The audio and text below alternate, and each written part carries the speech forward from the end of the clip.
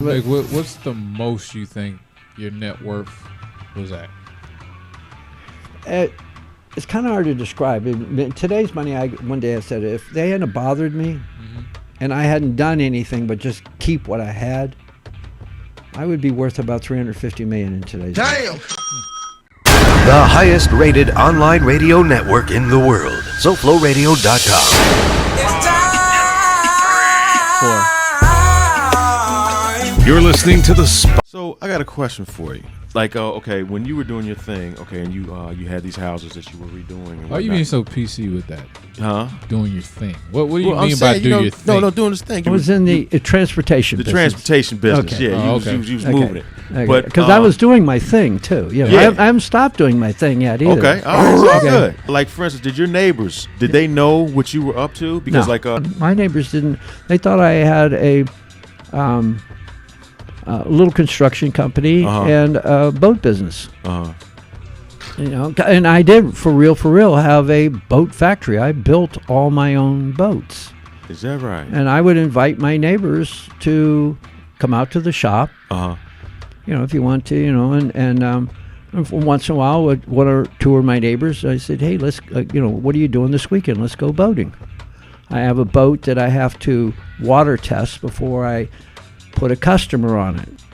So you were like the normal, I guess, back in the day, Miami high-profile drug dealer. No, you know, you wouldn't think of being I mean, I drove my tow truck most of the time, or my flatbed truck. Is that right? Yeah, I mean, I had a couple nice cars, but very seldom do I go out in them. And so you do like the speed, because I mean, obviously with with the planes. There's no such thing as too fast. There's no such thing as too much horsepower, and there's definitely no such thing as too much money. And the most important thing, there's definitely no such thing as too much. That sounds about right. Yeah. Yeah. That's the reason why I have 15 cats. See, you have a dirty mind. Yeah. But look, because I didn't say anything wrong, did I? Yeah. That's that nefarious shit we were talking about. Here's I'm going to show you. See what my space saver is? Well, that happens to be the greatest cat I've ever owned.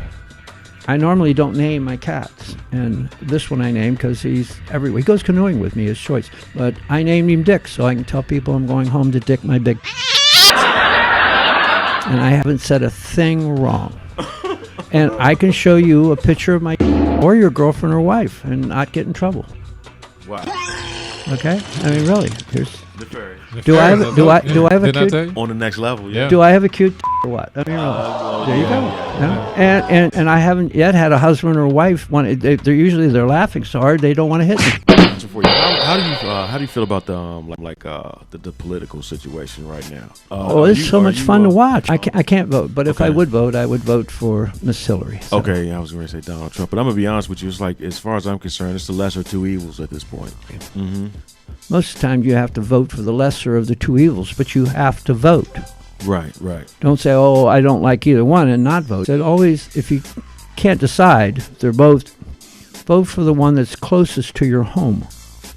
Okay. Because that's the one that's going to do the most for you. When you were in the game, were there any females like on your level, no. like you and John? Was it? I mean, as far as pilots or transportation. To get something straight, John and I were.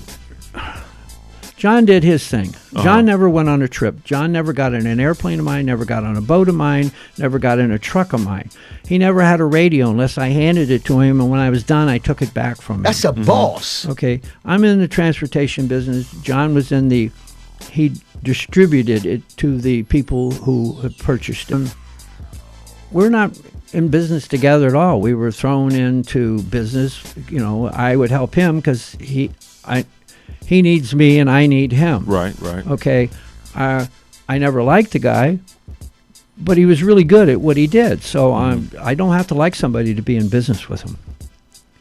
So I would go pick it up with the tow truck. When did you feel that you were like under surveillance? I mean, obviously. Never. Never?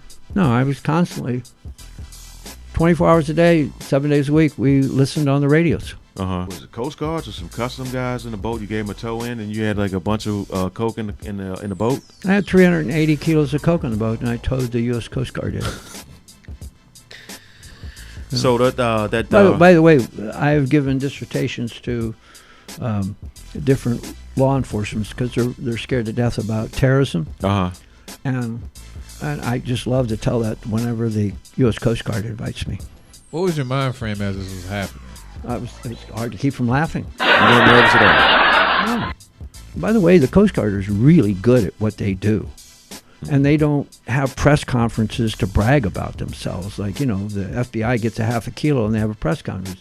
The Coast Guard pulls in 10 ton, and the only reason there might be a press conference is some reporter saw them unloading it as he's driving across MacArthur Causeway.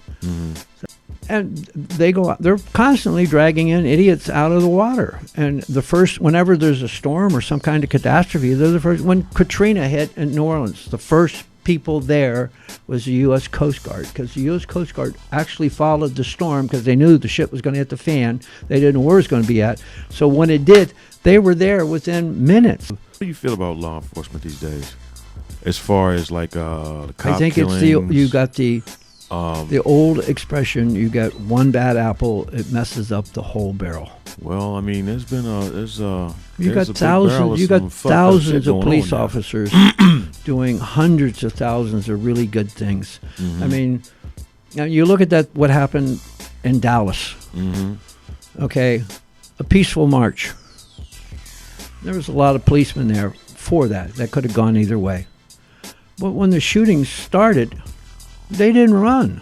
Oh, of course, they're not going to run. No, excuse me, they run to the shooting. Yeah, I mean, obviously. That takes balls of brass. I mean, it isn't like, I'm going to be macho and see who I can go shoot. Hell no. I mean, they're going to be in front. Who's in front of you? They are. It would be really easy for them to run away. I'm not agreeing with some of the things that some of these cops have done. I don't understand I think what is really going all the way back to Rodney King is the video camera is catching them in a lie. And some of the lies are not just lies, they're flat out felonies. And some of them have turned into bullies, or they were bullies all along. We just didn't know it until you put a video camera on it. Unfortunately, it messes it up for a lot of really, really good I know a lot of cops. I was going to ask you that. Like when you were doing your thing and you were transporting and whatnot, was there a difference in the mentality of the cops back then as it is now? No. Because the cops are like more militarized now. You know about the K9s now? Yeah. They have the titanium fangs? I screwed up the canines because I sprayed everything with cocaine and alcohol. How do you like your role in like for instance with all the rappers and the hip hop thing? Because I noticed you go to a lot of functions. You get invited to and interviewed by like the hip hop crowd and everything. That's the thing. It really is. I am not. I'm sorry, I'm going to say it. I call it hip hop rap crap. I'm not a fan of the music. Don't burn the bridge. I can appreciate the talent.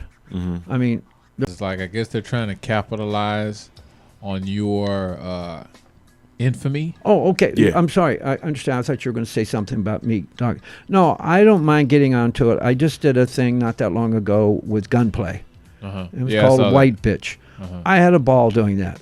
Really? By the way, that was the first time I ever met the guy. What a character. Yeah. Okay, and I'd heard so many things that weren't good, and when I got to finally meet the guy, I really like him. He truly is a character. Okay, and we played pool for about an hour arguing about women. But that's the thing is, we could argue, but we're still going to go away friends. Right. Okay, it isn't an argument, and he's a piece of I'm a piece of no. And I could see his side of a thing, and there were several times where he could see my side of things. He has a different view of how to treat women. Okay, and I can respect his side of it, and he comes my way. So, and we did a really interesting, because the guy that did it was Dreas from Rick Ross, and he's a really talented video guy, and the idea for the video was really, really good. And Gunplay does it over the top. His acting is over the top on purpose for this particular video, and it has a really great ending on the thing, which most of them don't. And the white bitch is, we're talking about cocaine, but they made it women. Right. A unique play on words. I like, the English language is an incredible thing as to what you can say, and I did it to you tonight. I said things when I introduced you to my cat. Okay? So I like to play with words. Wordplay is good. Okay?